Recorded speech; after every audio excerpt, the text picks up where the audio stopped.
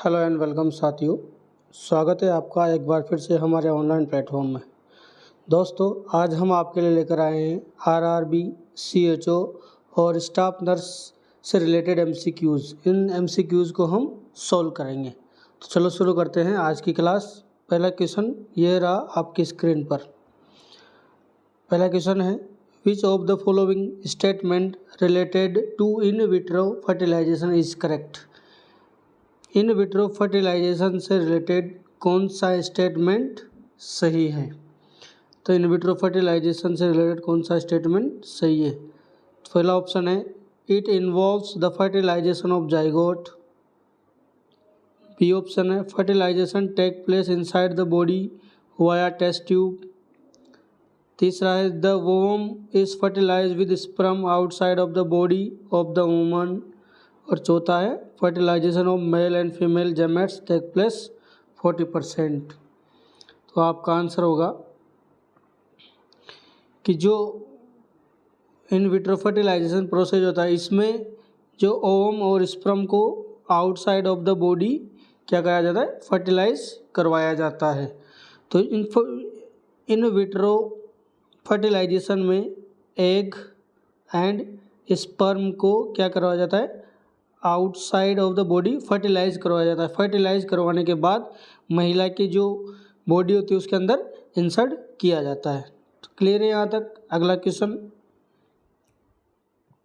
The crude birth rate is calculated by. Crude birth rate को हम कैसे calculate करेंगे। क्रूड बर्थ रेट को कैलकुलेट करने के लिए करते हैं हम, the number of live birth in A population during giving year. The number of live birth in a population during a giving year and total number of mid-year population multiplied 1000। यहाँ ऊपर लिख देंगे number of live birth in A population during given and नीचे लिख देंगे total mid year population into कितने से कर देंगे, 1000 से कर देंगे। ठीक है, तो ऐसे हम क्रूड बर्थ रेट निकाल लेंगे। नेक्स्ट क्वेश्चन है, which of the following is a common type of female pelvis shape with feature such as round, shallow and open. जो फीमेल पेल्विस है इनमें से कौन सी है जिसमें राउंड, शैलो और ओपन फीचर्स देखने को मिलते हैं। तो राउंड, शैलो और ओपन फीचर्स हमें देखने को मिलते हैं गायनेकोइड पेल्विस में। वहीं बात करें हम एंथ्रोपोइड की, तो जो एंथ्रोपोइड होती है ये क्या होती है, मोर वाइड होती है। क्या होती है, मोर वाइड होती है और शैलो होती है। वहीं बात करें हम प्लेटिपोइड्स की, प्लेटिपेलॉइड्स की, तो ये स्लाइटली क्या होती है, नैरो होती है। स्लाइटली नैरो होती है और स्मॉल होती है। क्या होती है, स्मॉल होती है। स्लाइटली नैरो होती है और स्मॉल होती है। वहीं बात करें हम एंड्रॉयड की, तो एंड्रॉयड क्या होती है, नैरो एंड डीप होती है। क्या होती है, नैरो एंड डीप होती है। तो जो इसने पूछा है क्वेश्चन में, राउंड, शैलो और ओपन कौन सी होती है, होती है गायनोइड। और मोस्ट फेवरेबल जो पेल्विक होती है वो भी कौन सी होती है, गायनोकोइड होती है। ठीक है, नेक्स्ट क्वेश्चन है,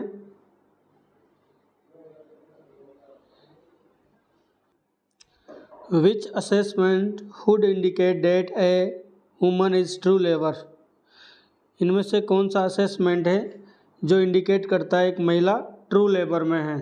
तो कौन सा स्टेटमेंट करेगा, वो करेगा progressive cervical dilation 90% effect. Progressive cervical dilation 90% effect क्या करता है, ट्रू लेबर को इंडिकेट करता है। क्योंकि जो फॉल्स लेबर होती है, फॉल्स जो लेबर होती है, फॉल्स लेबर में सर्विक्स डायलेट नहीं होती है। जो सर्विक्स होती है, सर्वाइकल जो डायलेशन होता है वो नहीं होता है, सर्वाइकल डायलेशन नहीं होता है, इसीलिए ट्रू लेबर में क्या होता है, प्रोग्रेसिव सर्विक्स डायलेशन होती है, 90% ऑफ इफेक्ट की तरह इफेक्समेंट होता है। Next question, the cessation of menstrual cycle at the end of woman reproductive year is referred as. एक फीमेल का मेंस्ट्रुअल साइकिल बंद हो जाना end of the reproductive year में, उस कंडीशन को हम क्या कहेंगे, तो उस कंडीशन को हम कहेंगे मेनोपॉज। मेनोपॉज क्या होगा, यानी कि एक एज होती है रिप्रोडक्टिव एज, रिप्रोडक्टिव एज के एंड में मेंस्ट्रुअल साइकिल का बंद हो जाना क्या कहलाएगा, मेनोपॉज कहलाएगा। मेनोपॉज की जो एज होती है, मेनोपॉज की जो एज होती है वो 45 ईयर से लेकर 55 ईयर तक होती है। अगर मान लो 40 साल से पहले होता है, अगर 40 साल से पहले होता है तो उस कंडीशन को हम बोलेंगे pre mature menopause, pre mature menopause. और अगर मान लो 55 ईयर के बाद होता है, 55 ईयर के बाद होता है, उसको बोलेंगे डिलेड मेनोपॉज। क्या बोलेंगे, डिलेड मेनोपॉज। क्लियर है यहाँ तक। नेक्स्ट हम बात करें मेनार्ची। मेनार्ची किसे कहेंगे हम, मेंस्ट्रुअल साइकिल स्टार्ट होता है first time, menstrual cycle start होता है किसी महिला में पहली बार, फर्स्ट टाइम, उस कंडीशन को हम बोलेंगे menarche. Amenorrhoea, absence of menstrual cycle, absence of menstrual cycle, absence हो जाना मेंस्ट्रुअल साइकिल, उसको क्या बोलेंगे हम, एमनोरिया। वही बात करें मेनोर्जिया, तो मेनोर्जिया किसे बोलेंगे, हैवी ब्लीडिंग होना, क्या होना, हैवी ब्लीडिंग होना during menstrual cycle, menstrual cycle के दौरान हैवी ब्लीडिंग होना क्या कहलाएगा, मेनोर्जिया कहलाएगा। क्लियर है यहाँ तक सारा। नेक्स्ट क्वेश्चन की तरफ चलते हैं।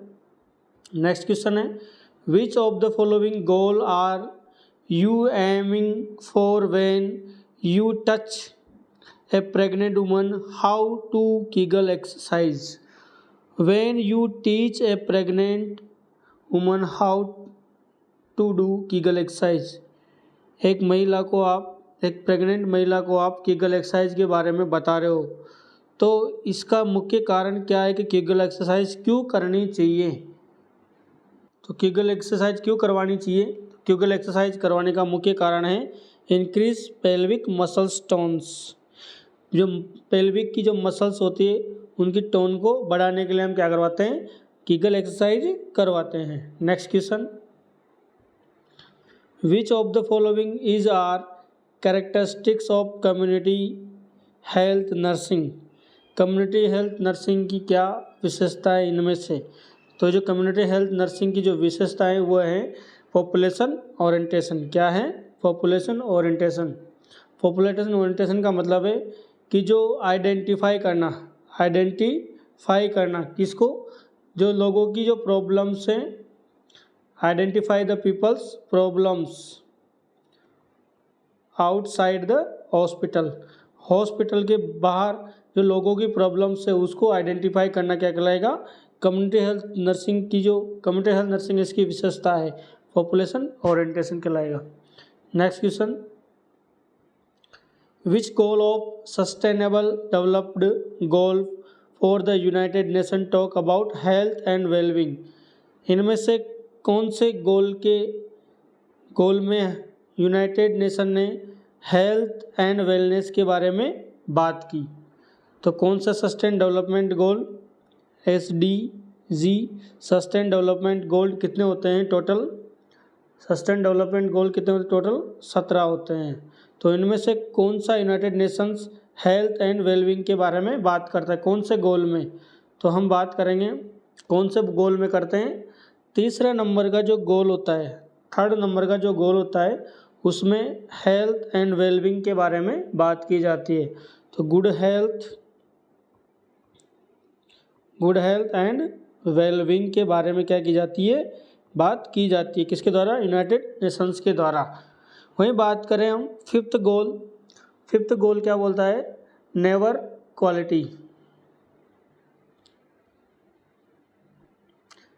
सॉरी, फिफ्थ गोल क्या बताता है आपको? Gender equality. Gender equality. 13 number का जो गोल है वो बताता है आपको climate action.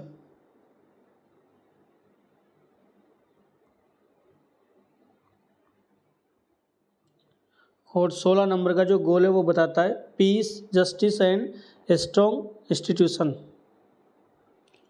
Piece, justice and strong institution.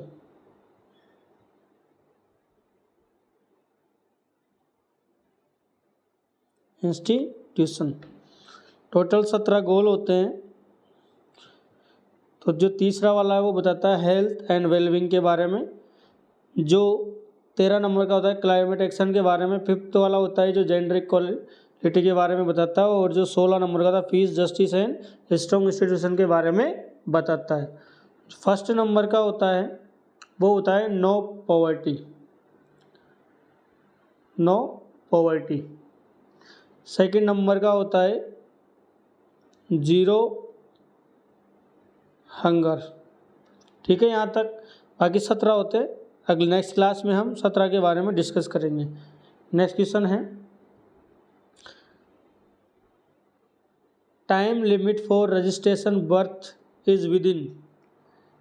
Birth का रजिस्ट्रेशन डिलीवरी के कितने दिन के अंदर अंदर हमें करवा लेना चाहिए? तो death and birth registration act के अकॉर्डिंग हमें डेथ और बर्थ का जो रजिस्ट्रेशन है वो 21 दिन के अंदर अंदर हमें करवा लेना चाहिए। Death and birth registration act के अनुसार हमें 21 दिन के अंदर डेथ और बर्थ का रजिस्ट्रेशन करवा लेना चाहिए। नेक्स्ट क्वेश्चन है in which year the national rural health mission pass Indian parliament. जो NRHM है वो कब पास्ड हुआ इंडियन पार्लियामेंट में? तो ये पास हुआ था सन 2005 में। कब? 12 अप्रैल सन 2005 के अंदर। Next question infant mortality rate is the number of death of children of the age. Infant mortality को हम कैसे पता लगाएंगे? इन्फेंट मोर्टालिटी रेट का पता लगाने के लिए हम करते हैं इन्फेंट किसको बोलते हैं हम? अप टू 1 ईयर वाले को किसको बोलेंगे? अप टू 1 ईयर वाले को। तो 1 साल की जो पॉपुलेशन है तो 0 to 1 ईयर पर 1000 लाइव बर्थ वाले को हम क्या बोलेंगे? इन्फेंट मोर्टालिटी रेट निकालने के लिए ये फॉर्मूला यूज़ में लेंगे। फॉर्मूला क्या है जो यूज़ में लेंगे? The number of infant mortality oblique the number of infant mid year into 1000। तो ऐसे हम इन्फेंट मोर्टालिटी निकाल लेंगे। कितने में निकालते हैं हम? 1000 में निकालते हैं। Next question which of the following is a disorder of the red blood cell. इनमें से कौन सा डिसऑर्डर रेड ब्लड सेल का डिसऑर्डर है? तो RBC का जो डिसऑर्डर है वो है एनीमिया। क्या है? एनीमिया। एनीमिया के अंदर क्या होता है? Lack of healthy RBCs।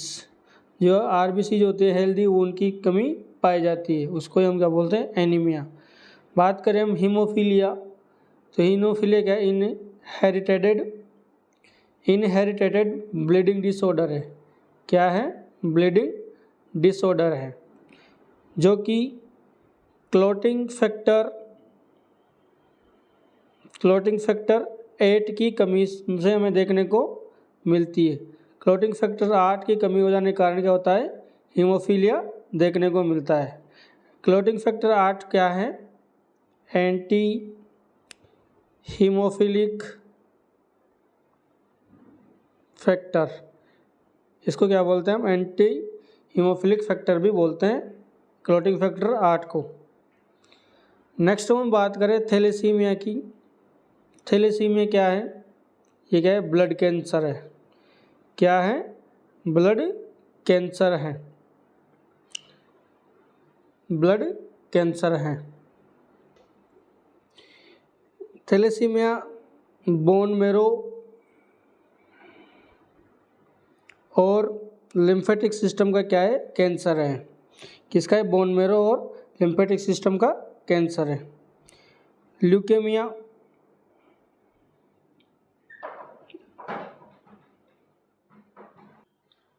दोबारा समझते हैं इस क्वेश्चन को। हीमोफीलिया क्या है? हीमोफीलिया जो क्लॉटिंग फैक्टर हैं उसकी 8 की क्या हो जाती है? कमी हो जाती है, तो इनहेरिटिंग ब्लीडिंग डिसऑर्डर है। वही बात करें हम थैलेसीमिया। थैलेसीमिया क्या है? ये भी इनहेरिटेड डिसऑर्डर है जिसमें इनफ हीमोग्लोबिन देखने को मिलता है, तो जो हीमोग्लोबिन बनता है वो कम मात्रा में बनता है। एनीमिया आपका आंसर है ही सही। और भी बात करें ल्यूकेमिया। ल्यूकेमिया किसको बोलते हैं हम? ब्लड कैंसर को बोलते हैं। किसको बोलते हैं? ब्लड कैंसर को बोलते हैं, जो कि बोन मेरो और लिम्फेटिक सिस्टम का कैंसर होता है, उसको हम क्या बोलते हैं? ल्यूकेमिया बोलते हैं। क्लियर है यहाँ तक? अगला question. Polio is highly infectious disease caused by. जो पोलियो है वो हाईली इन्फेक्शियस डिजीज है, किसके द्वारा कोज्ड होती है? तो पोलियो किसके द्वारा कोज्ड होगा? वायरस के द्वारा कोज्ड। नेक्स्ट क्वेश्चन बात करें हम। In medication process if heart rate continue to be less than 80 per minute even after external cardiac massage which medicine should be given. एक पेशेंट हैं जो मेडिकेशन प्रोसेस में चल रहा है, उसकी जो हार्ट रेट है वो कंटिन्यू लेस देन हमें 80 पर मिनट देखने को मिल रही है। उसकी कार्डियक मसाज भी कर दी, उसके बाद भी लेस देन 80 mg पर मिनट चाह रहे हैं, तो आप उसके लिए तत्काल क्या मेडिसिन प्रोवाइड करोगे? तो तत्काल आप उसको क्या दोगे? ADR दोगे। ADR मतलब एड्रेनलिन उसको प्रोवाइड कराओगे। एड्रेनलिन क्या है? एक इमरजेंसी लाइफ थ्रेटनिंग क्या है? मेडिकेशन है जो आप उसको दोगे तत्काल, जिससे क्या होगा कि पेशेंट का जो हार्ट फंक्शन करना और ज़्यादा स्टार्ट कर देगा, जिससे उसकी पल्स रेट क्या हो जाएगी? बढ़ जाएगा। कौन सी कंडीशन में देते हैं हम ADR? अगर किसी को कार्डियक क्या हो गया? कार्डियक अरेस्ट हो गया, उस कंडीशन में ADR देते हैं। या किसी को सीवियर एलर्जिक रिएक्शन हो जाता है, उस कंडीशन में भी ADR देते हैं। कितनी देते हैं इसको? 1:1000 हम की मात्रा में ADR देते हैं, यानी कि 1 mg 1 ml में हम पेशेंट को देते हैं। ठीक है, क्लियर है यहाँ तक? Next question. Babies who are born before end of 37 weeks of gestation and have a normal rate of intrauterine growth are called। एक बच्चा है जो 37 वीक से पहले ही क्या हो गया? बॉर्न हो जाता है, तो उसको हम क्या कहेंगे? तो ऐसी कंडीशन को हम क्या कहेंगे? समझते हैं। नॉर्मल जो बेबी होंगे, यानी कि जो टर्म बेबी होंगे वो कब होंगे? 37 से 42 वीक्स तक होंगे। वही बात करें हम प्री टर्म की, जो लेस देन 37 वीक को। वही बात करें हम पोस्ट टर्म की, होंगे 42 वीक्स के बाद। तो हमसे क्वेश्चन ने क्या पूछा है कि ऐसे बेबीज़ जो 37 वीक से पहले पैदा हो गए उसे हम क्या कहेंगे? जो 37 वीक से पहले पैदा हो उसको हम क्या बोलेंगे? Pre term. जो बाद में होंगे 42 वीक के उसको बोलेंगे post term. Small for date small for date का मतलब है कि जो बच्चा एक्सपेक्टेड लेंथ उसकी हमने की थी उससे कम के साथ पैदा होना, उसको हम क्या बोलेंगे, स्मॉल फॉर डेट बोलेंगे। और वहीं बात करें बिग फॉर डेट, तो जो लार्जर देन एक्सपेक्टेड जो गेस्टेशनल एज हैं उससे ज़्यादा का जो लेंथ का बच्चा पैदा होना उसे हम क्या बोलेंगे, बिग फॉर डेट बोलेंगे। क्लियर है? Next question, which of the following is the main cause of Japanese encephalitis. Japanese encephalitis का मेन कॉज क्या है? तो जैपनीज एन्सेफेलाइटिस का जो मेन कॉज है वो क्या है, वायरस है। क्या है? वायरस है। किसके थ्रू स्प्रेड होता है? Spread by Culex mosquito. कौन से मॉस्किटो के द्वारा? कुलेक्स मॉस्किटो के द्वारा ये स्प्रेड होता है। कौन सा virus? Japanese encephalitis virus. Next question, up to which period does the term newborn apply to babies. Newborn babies हम किस पीरियड वाले को बोलेंगे? तो न्यूबॉर्न बेबी हम किसको बोलते हैं? New born baby. Newborn baby किसको बोलेंगे? ऐसा बच्चा जो अप टू 28 दिन तक की लाइफ वाला हो उसको हम बोलेंगे न्यूबॉर्न बेबी, या फिर इसको हम बोलते हैं नियोनेट। न्यूबॉर्न बेबी या फिर इसको बोलते हैं हम neonate.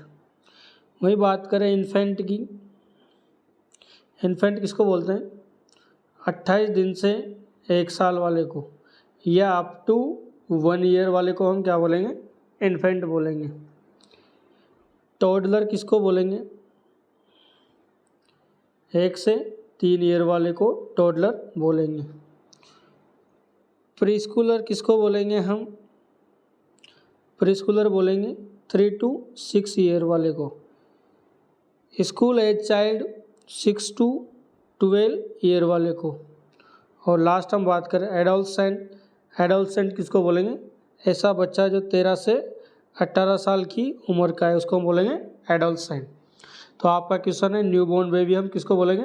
Up to 28 days of life. इसमें भी नियोनेट में भी 2 पाए जाते हैं, एक तो अर्ली नियोनेट और एक लेट नियोनेट। अर्ली नियोनेट यानी 0 से 7 दिन वाला, और लेट नियोनेट यानी 8 से 28 दिन वाले को हम क्या बोलेंगे? लेट नियोनेट बोलेंगे। क्लियर है यहाँ तक सब कुछ? चलते हैं next question, why is hand washing are important step in the procedure for care of wound. Wound की केयर करते वक्त क्यों हैंड वॉशिंग ज़रूरी है? क्यों ज़रूरी है हैंड वॉशिंग हमारे लिए? कि जो क्रॉस इन्फेक्शन को प्रिवेंट हम कर सके। क्या कर सके?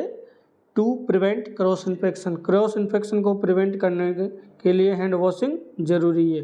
बिफोर एंड आफ्टर प्रोसीजर हमें क्या करना है? हैंड वॉशिंग करनी है। क्या करनी है? Hand washing.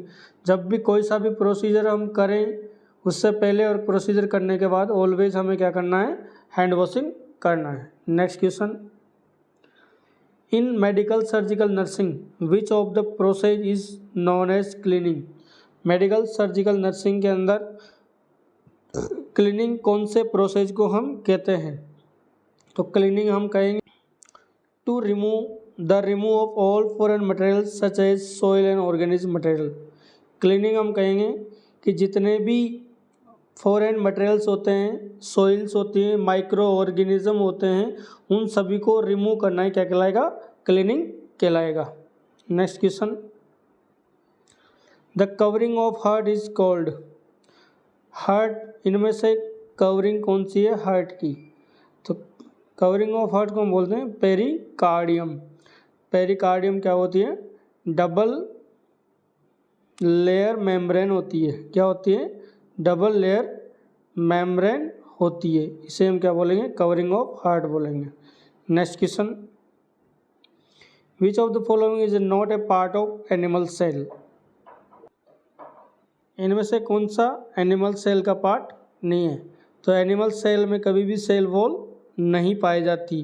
बाकी nucleus, cytoplasm, plasma membrane animal cell के अंदर पाई जाती है, लेकिन सेल वॉल कभी भी एनिमल सेल के अंदर नहीं पाई जाती। नेक्स्ट क्वेश्चन है, nosocomial infection occur due to microbes known as. कौन से माइक्रोब्स नोजोकोमियल इन्फेक्शन कोज करते हैं? तो जितने भी माइक्रो ऑर्गेनिज्म होते हैं, वो सभी क्या करते हैं? नोजोकोमियल इन्फेक्शन कोज करते हैं। फंगी भी करता है, बैक्टीरिया भी करता है, वायरस भी करता है। तो ऑल ऑफ देम आपका आंसर आ जाएगा। नोजोकोमियल इन्फेक्शन हम किसको बोलते हैं? हॉस्पिटल एक्वायर्ड इन्फेक्शन को हम क्या बोलते हैं? नोजोकोमियल इन्फेक्शन में, यानी कि आफ्टर 48 आवर्स हॉस्पिटलाइजेशन के बाद अगर आपकी बॉडी में कोई इन्फेक्शन देखने को मिलता है तो उसे हम बोलते हैं नोजोकोमियल इन्फेक्शन। नेक्स्ट क्वेश्चन है, which of the following is not A dimension of health and wellness. इनमें से कौन सा हेल्थ एंड वेलनेस का डायमेंशन नहीं है? तो कौन कौन से डायमेंशन होते हैं? फिजिकल होता है, कोग्निटिव होता है, सोशल होता है, मेंटल होता है, इमोशनल होता है,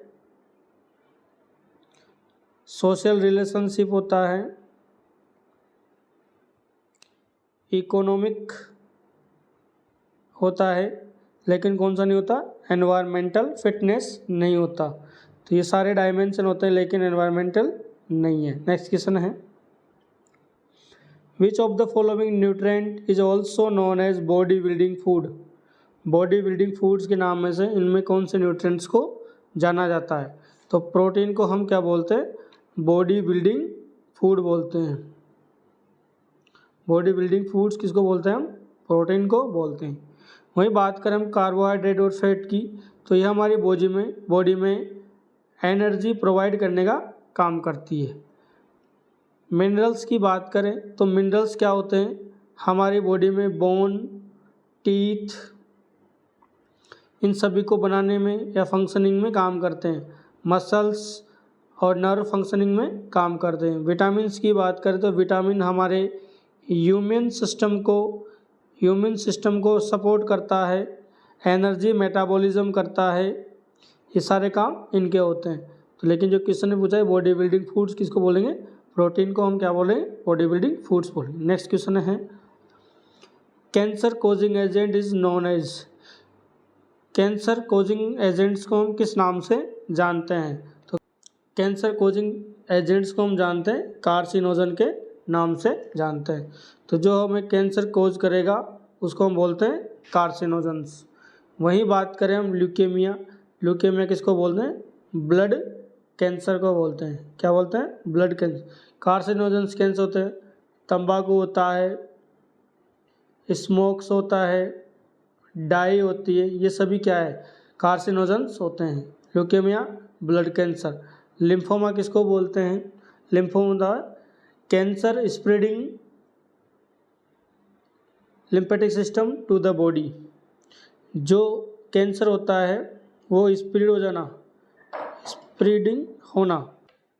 स्प्रेडिंग होना लिम्फेटिक सिस्टम टू बॉडी। वही बात करें बिनाइन ट्यूमर किसको बोलते हैं? नॉन कैंसरस ग्रोथ होती है उसको हम क्या बोलते हैं? बिनाइन कैंसर बोलते हैं, बिनाइन ट्यूमर बोलते हैं, जो कि does not spread other part of the body. Benign tumour कभी भी दूसरे पार्ट्स में स्प्रेड नहीं होती है। और नॉन कैंसरस जो ग्रोथ होती है उसको हम क्या बोलते हैं? बिनाइन ट्यूमर बोलते हैं। नेक्स्ट क्वेश्चन क्या है, psycho neuro immunology focus on the link between the mind, the brain and. जो साइको न्यूरो इम्यूनोलॉजी होती है वो किस किस के बीच में लिंक्ड होती है? बिटवीन द माइंड होती है, द ब्रेन होती है, और साथ में किसकी होती है? ह्यूमन सिस्टम के बीच में लिंक्ड होती है। उसे हम क्या बोलेंगे? साइको न्यूरो इम्यूनोलॉजी बोलेंगे। नेक्स्ट क्वेश्चन है, the digestive juice present in break down protein into simple substance. तो जो डाइजेस्टिव जूस होता है वो कहाँ पर प्रेजेंट होता है, तो वो होता है किसके अंदर, स्टमक के अंदर। स्टमक के अंदर प्रेजेंट होता है, जो प्रोटीन को क्या करता है, सिंपल सबस्टेंस में कौन सा होता है जो प्रोटीन को सिंपल सबस्टेंस में ब्रेक डाउन करता है, उसको बोलते हैं पेप्सिन एंजाइम। पेप्सिन एंजाइम होता है, कौन सा होता है, पेप्सिन एंजाइम्स होता है। नेक्स्ट क्वेश्चन है, the process in which digested food can passed into the blood vessels of the well of the intestines called. जो फूड होता है वो डाइजेस्ट होकर ब्लड वेसल्स में चले जाना इंटेस्टाइन के थ्रू, उस प्रोसेस को हम क्या बोलते हैं। यानी कि फूड का डाइजेस्ट होकर ब्लड स्ट्रीम में चला जाना, इस प्रोसेस को हम क्या बोलेंगे, इसको हम बोलेंगे एब्जॉर्प्शन।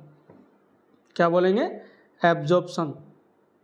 वही बात करें इजेशन की, तो इजेशन का मतलब होता है जो अनडाइजेस्टेड फूड होता है, अनडाइजेस्टेड फूड होता है उसको बॉडी से बाहर निकालना। अनडाइजेस्टेड फूड को बॉडी से बाहर निकालने की जो प्रोसेस है उसको बोलते हैं यूजेशन। वहीं बात करें डाइजेशन की, तो डाइजेशन का मतलब होता है breakdown of larger substance into small molecules. यानी कि बड़े बड़े जो सबस्टेंस उनको स्मॉल पार्ट्स में ब्रेक डाउन करना ही क्या कहलाएगा, डाइजेशन कहलाएगा। नेक्स्ट क्वेश्चन है,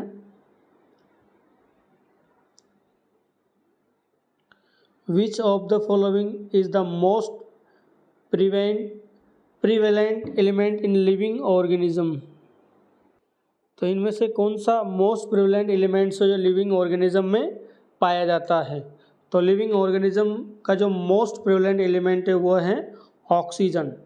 ऑक्सीजन क्या है, मोस्ट अबाउंडेंट एलिमेंट हैं ह्यूमन बॉडी का,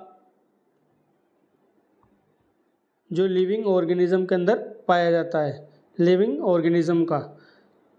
वही बात करें हम नाइट्रोजन की, तो नाइट्रोजन क्या है, एमाइनो एसिड का कंपोनेंट है, एमाइनो एसिड का कंपोनेंट है।